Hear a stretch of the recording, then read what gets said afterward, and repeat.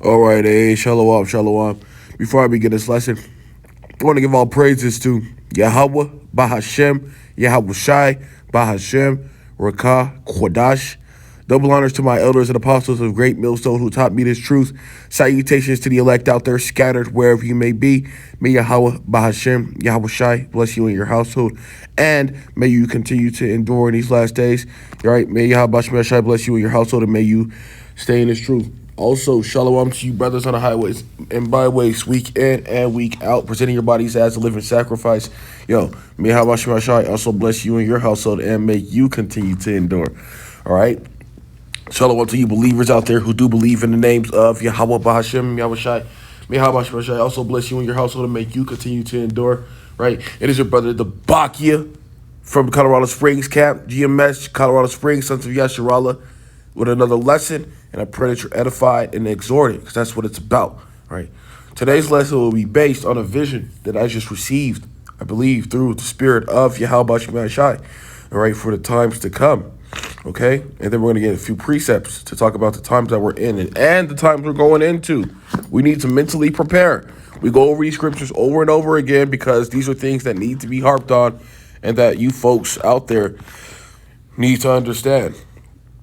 All right, so before we get started, I'm gonna go into this dream real quick. So basically, I was laying down. It was a vision rather, and as I was laying down, I just remember I pop up, okay, in this what happened? Oh yeah, I popped up in this laboratory, right, and it seems as if there were two scientists with trench coats on, all white, right, and they were conducting an experiment on me, if you will, okay. They had me hooked up to some wires, all type of stuff. And I perceived through the spirit their accents, right? And they sounded like your so-called East Indians, which are the nation of Elam, the Elamites, right? They're Indians. They were doing an experiment on me, right? And they were talking in that nasty-ass, disgusting accent, right? Just trying to make it seem like they knew what they were talking about. I don't even know why I was in there. Nonetheless, it did seem as if they had a bunch of, medicine in there, and they were doing something real sinister, right? I perceived through the spirit that they wanted me to take to see him, and they were basically telling me that I was going to be hated from society if I don't get down with their program, and that I'm going to be isolated in this room, right, for the rest of my life if I don't get down with the NWO, right? And I wasn't having that shit. I have faith in Yahweh Shai. So I was like, you devils do whatever you damn heathens, rather, do whatever you want to me. You can't do shit with me. These niggas, hey, when we call Yahweh Shai, we say this humbly. But it's very rare that anybody can do anything to us. It's not like we're invincible, but we do call and we serve the powers of the earth, right? Especially if you're doing it in sincerity and in truth, and if you're the elect. It's all about the elect. Nonetheless, I guess I got a little nervous because I was in the flesh and I started pleading. I was like, please don't do this. Why are you putting me in here? Don't do this, don't do this, don't do this. And then next thing you know, them damn Elamites, them so-called East Indians were just laughing in that terrible accent that they have and just making it seem like, this was funny that I was catching this hell. But you know what's funny? Seeing you heathens go down and go into slavery. That's what's really going to be funny, right? Anyway, last I remember of this dream was these niggas in these trench coats at this laboratory. They were taking me to this room, etc. and etc. And the spirit hopped on me and said, call on Yahweh Shai. Guess what I did? I called on Yahweh Shai in my dream. And right when I said that, basically, them damn heathens disappeared. More proof that there's power in the name. We're going to need these names to survive these last days, right, of Esau Edom, if you can receive that or not. All right? Today's lesson won't be too long. We're just going to get a few precepts and call it a wrap, call it a day. All right? This is the term that right here I have pulled up called demonization, which is what a lot of the elders and the bishops on down at Great Millstone use a lot, right? They encourage their congregation to look up words. So that's what we're doing. We're looking up words, okay? Right here it says demonization. It is the portrayal of something as wicked and threatening. All right. If you're in this truth, you're perceived to be wicked and threatening because you're calling on the names of Yahweh Shai. You're not following societal norms. Or you're keeping everything cordial, if you will. We don't participate in these wicked ass high holy days, right? We don't participate in Christmas and Halloween, none of that. We don't care about you devils. And when it was, hey, when we were back in that so-called plan, Demi back in 2020, we didn't comply. We didn't get marked up. We didn't do any of that. All right, we don't take heed to you devils' laws. We despise you devils. And we try to keep these laws, statutes, and commandments to the best of our ability. And that's the reason why we're perceived as wicked and threatening. But if you really want to get into this word, wicked and threatening is you damn devils, you Edomites. Beginning with you Edomites, you're wicked and threatening. All right? You're wicked for spraying chemtrails in the sky. You're wicked for removing the so-called black man from the black household. You're wicked for putting our women in charge. All right? You're wicked for putting gene molds in our food. Or you're wicked for having our seas 75% plastic. You're wicked for these fuel? Let me see what they're called. There's a term that they use. Nonetheless, for this gas input. All right? Fuel emissions, I believe. All right, that's what you're doing as we drive. And except you're just wicked. You're the devil. All right? You do everything that's bad on earth is because of you devils. Nonetheless, Yahweh Shai sets it up. But, hey, you devils willingly participate in evilness. So, hey, make a long story short, the wicked and threatening people on this earth are you fucking heathens, you Edomites. It's not the Israelites. Right? We don't have shit. Y'all have it all. Right? Poverty at a mass level here in America. But you niggas want to send billions to Ukraine. Don't, nigga. This is, all right. So anyway, demonization. The portrayal of something as wicked and threatening. So they're portraying the Israelites as wicked and threatening, but essentially it is them. All right, right here, quote, "We are against the demonization of people with different views. They're against us because we have different views. We don't care. I don't care. Right? We're standing on business, as they say in the world." Call out, how about you, man? Shy for that? All right, let's get some scriptures real fast, shall we? We'll be in the book of Matthew chapter 10. And then we're going to go to the book of Revelation chapter 2. All right, going into demonization and how we have to be ready and anticipate these things happening to us. Some of us are going to go to prison. All of us are not going to make it, right? Some of us are going to die as martyrs, right? As saints with a purpose. And it is what it is. Because who knows? We might be a part of the elect. And what does it say in Revelation? The dead in Yahweh Shai, right? Who the world ignorantly calls Jesus, shall rise first. So we don't fear you devils. You can't even do nothing with us in the afterlife. Oh, Matthew chapter 10 and verse 17. We know that these, whenever you see red in the New Testament, those are Yahweh Shai's words. So it is our Lord speaking. We have to take heed. Matthew chapter 10 and verse 16. We always get this, but let's get it again. And this is in the King James Version Bible. "Behold, I send you forth as sheep," right? He's talking to the elect and his followers and his men that he sets up as sheep in the midst of wolves. All right, we are in the midst of wolves. And who are those wolves? Our own people. They hate us as well. They want to demonize us. They're disappointed that we're Israelites. They like to clown and talk shit. But how about you? I have something coming to you damn 2/3. Fuck you 2/3. We don't fuck with you. And if you don't like profanity, get off of my video. I'm not no damn Christian. Right? We are the true Hebrew Israelites, and we speak with authority and power. All right, Matthew chapter 10, verse 16 again. "Behold, I send you forth as sheep in the midst of wolves. But ye therefore wise as serpents and harmless as doves." Right? So we're wise as serpents, so-called snakes, right?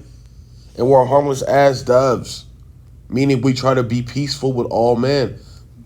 But we understand that there's a good side and there's a bad side. There's a good side and a bad side. There's an evil side and a righteous side. And we try to meditate and try to live our lives on the righteous side, which is the right-hand side of Yahweh B'Hashem, Yahweh Shai.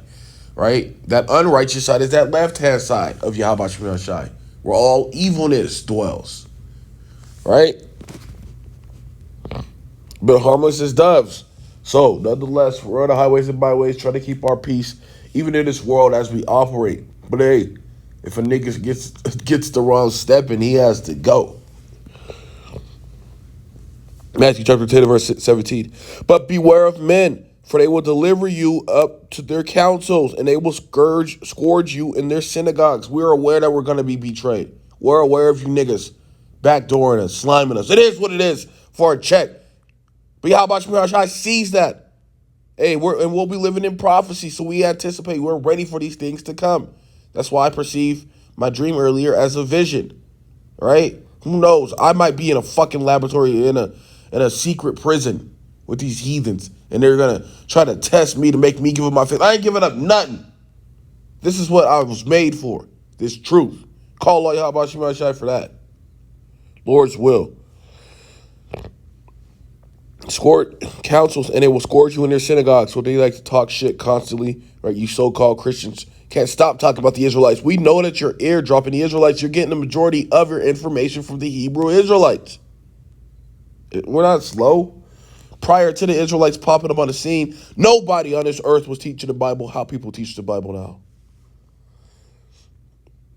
Matthew chapter 10 and verse 18. And ye should be brought before governors and kings for my sake, for a testimony against them and the Gentiles.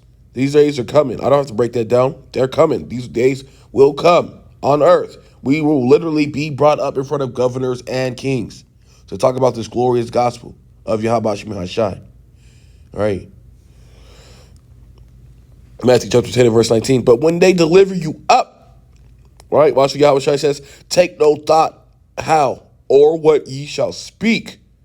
For y'all, because the Spirit will be on us. The Spirit's going to be on us in those last days, during these times, rather. For it shall be given you in the same hour which you shall speak. All right. All we have to do is have faith and believe that they're with us. Seriously. Verse 20, Matthew chapter 10, verse 20. For it is not ye that speak, but the Spirit of your Father which speaketh in you. Right? That's so beautiful. Because the majority of the time when we're rebuking people doing these lessons, doing anything that's spiritual, it's not us, bro. It's not us. It is the Spirit that is on us of Yahweh Shema Shai. And when you try to tell a regular person like that in the world, they have a difficult time perceiving what you're talking about. So nowadays, I just keep it real brief with these niggas because they're not on a level at all. Unless I'm with the Aki or the Brotherhood, but I don't really waste time with my niggas like Elder Apostle Tahar be saying. Niggas don't understand shit. It is what it is. Matthew chapter 10 verse 20 again. For it is not ye that speak, but the Spirit of your Father which speaketh in you. Matthew chapter 10 verse 21. And the brother shall deliver up the brother to death, right? You know, this is literally going to happen. And the father the child, and the children shall rise up against their parents and cause them to be put to death. Yeah. Matthew chapter 10 and verse 22. And ye shall be hated of all men for my name's sake. All right, we understand that you niggas don't like us. We don't like you niggas. We understand that you hoes, you Keishas, you nigga women don't like us. We don't like you. We understand that you spicks don't like us. We don't like you. Right? We don't go around calling ourselves black. Nigga, fuck that. We're different shades of brown. And because we put off these negative terms and bywords towards us, we're hated of our own freaking people and of the whole world. It is what it is. All right, verse 22 again. And ye shall be hated of all men for my name's sake. So if you're calling on Yahweh Shema Shai, expect to be hated. But he that endureth to the end, the same shall be saved. That's one of my favorite verses ever. Right? Yes, a lot of you niggas come into this truth, right? A few years here and there. But look, did you endure unto the end, or did you give up when times got hard? Did you give up when your car got towed? Did you give up when you got evicted from your house? Did you give up when you lost your dog? Did you give up when you lost your cat? Right? Did you give up when your job figured out you were an Israelite? Right? And if you did give up during these parts, and you better repent. But if you gave up and you fell out and you didn't come back in, hey, how about some guys start dealing with you? You have death angels around you. Plus you have demons on you. This thing is about enduring until the end. Nobody, not even Yahweh Shai, said this will be easy. Nobody said this was going to be easy. We're almost done. We got the point right here, but I think there's one more verse I want to get in Matthew 10. Matthew chapter 10 and verse 23. But when they persecute you in a city, that's going into something else. But Matthew chapter 10 and verse 22 again. And ye shall be hated of all men for my name's sake, but he that endureth to the end, the same shall be saved. Right? And we call on Yahweh Shema Shah in our dreams and reality and etc. And nonetheless, those names come with a comfortability factor. Let's go to the book of Revelation chapter 2 real fast for more demonization. But now we see in the book of Matthew chapter 10 that demonization is coming to the hopeful elect. I just proved that. We're almost done. Revelation chapter 2 and verse 10. Here's the final verse for this lesson. I pray that you're edified. Let's get it. Revelation chapter 2 and verse 10. These words are in red, so it is Yahweh Shai speaking again, right? This is the final book of the Bible, too. Revelation chapter 2 and verse 10. This is what Yahweh Shai says to us. Fear none of those things which thou shalt suffer. Okay, we don't fear you Edomites. We don't fear you heathens. We don't fear the sea hip coming. We don't fear none of that. We know that these times are here. What we do fear is Yahweh Shem Yahweh Shai. All right, that's who we fear. We don't fear you devils. We fear Yahweh Shem Yahweh Shai. And that's what pisses the world off. And they want to put us to death. Matthew chapter 2 and verse 10. Fear none of these things which thou shalt suffer. Behold, the devil shall cast some of you into prison, that you may be tried, and ye shall have tribulation 10 days, which is just a number. Who knows? It might be longer than that. All right. Be thou faithful unto death, and I will give thee a crown of life. Like, we're trying to be faithful unto death. We're trying to endure unto death. We want to teach this truth into death, right? Because we do know this. There is a reward for doing what we're doing. All right. Shoot. Nonetheless, I'm going to wrap up this lesson, or my quick little vision. I'm going to close it out by saying, Call Halal Yahweh Bahashem Yahweh Shai Bahashem Rakah Kodash. I pray that you were edified. Shalom.